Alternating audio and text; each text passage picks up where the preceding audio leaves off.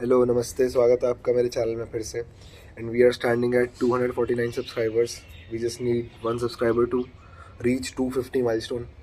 वैसे I don't care, क्योंकि मैं कभी भी किसी वीडियो में नहीं बोलता हूँ लाइक सब्सक्राइब करने को। बट मुझे एक बात बोलनी थी, बिकॉज मैं ये चैनल चला रहा हूँ 2023-22 से, I don't know.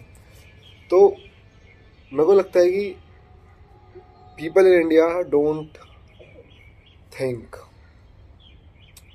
they just want to react.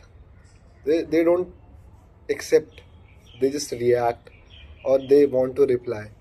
मैं ऐसा क्यों कह रहा हूँ? क्योंकि जब भी आप देखोगे ना, इंस्टाग्राम पे कोई रील या यूट्यूब पे कोई शॉर्ट या किसी भी तरह की कोई यूट्यूब वीडियो जिसमें कोई भी बंदा किसी भी तरह की चीज़ के बारे में बात कर रहा हो या बोल रहा हो, तो without understanding the total context, without उस बात को गहन तरीके से सोच विचार किए हुए, लोग ना उस पर बहुत जल्दी अपना जजमेंट या बहुत जल्दी अपना रिएक्शन दे देते हैं।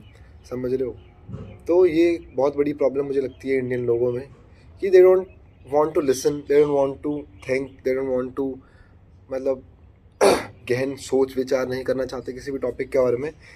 दे जस्ट वांट टू जज, they just want to reply as fast as they can, या तो वो आपको गलत साबित करना चाहते हैं। People in India love to prove other person wrong, मेरे हिसाब से तो। क्योंकि मैंने बहुत बार देखा, इट्स प्रिटी नॉर्मल कि आपकी बात को सुनने के बाद में वो पूरी तरीके से, बट वो पहले अपना पॉइंट रख देंगे, जो कि अच्छी बात है, उनको पॉइंट रखना चाहिए। बट जस्ट पहले उस बात को सुनो, उसको सोचो, उसके ऊपर थोड़ा सा सोचो, समझ रहे हो? उसको समझो कि दूसरा इंसान किस किस चीज़ कहाँ से आ रहा है, समझ रहे हो? Where that thing from the person is coming from.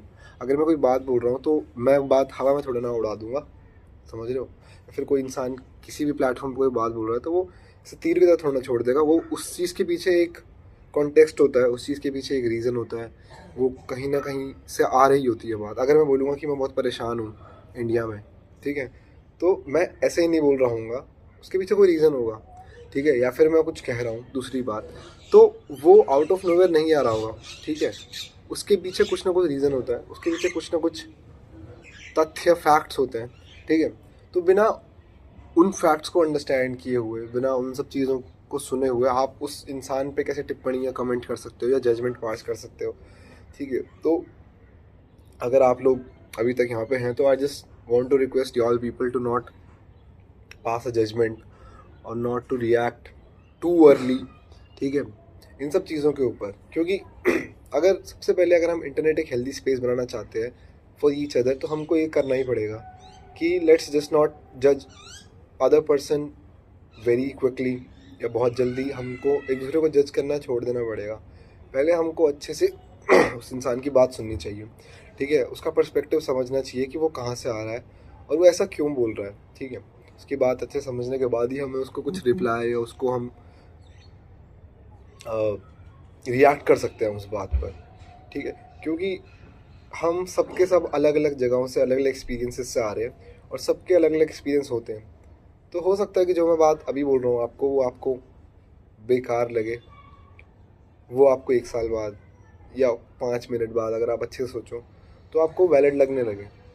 तो इतना स्टिमुलेट होने की जगह पे, इतना रिएक्टिव होने की जगह पे, आप जस्ट सोच सकते हो थोड़ी देर के लिए, या फिर उस बात के ऊपर ध्यान रख सकते हो, रेदर देन एकदम उसको रिएक्ट करना, उस बंदे को एकदम से जज कर लेना, ठीक है?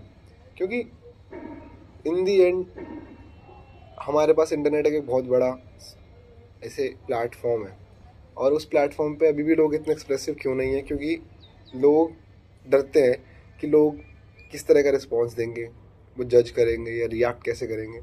तो अगर हम खुद भी एज ए लिसनर या बोलने वाले इस इन सब चीज़ों पे ध्यान देंगे ना, कि किस तरह से हमको चीज़ों पे रिएक्ट करना है, किस तरह से हम चीज़ों को रिस्पॉन्ड करना है, तो वो एक इंटरनेट को बहुत ज़्यादा हेल्दी प्लेस बनाएगा। तो जितना इंटरनेट हेल्दी प्लेस होगा, उतने ज़्यादा लोग एक्सप्रेसिव होंगे और उतनी लोगों की बातें सुनी और लोग उतना रिप्रेजेंटेड फील करेंगे। तो बस मेरे को यही बोलना था। Bye, thank you for listening, make that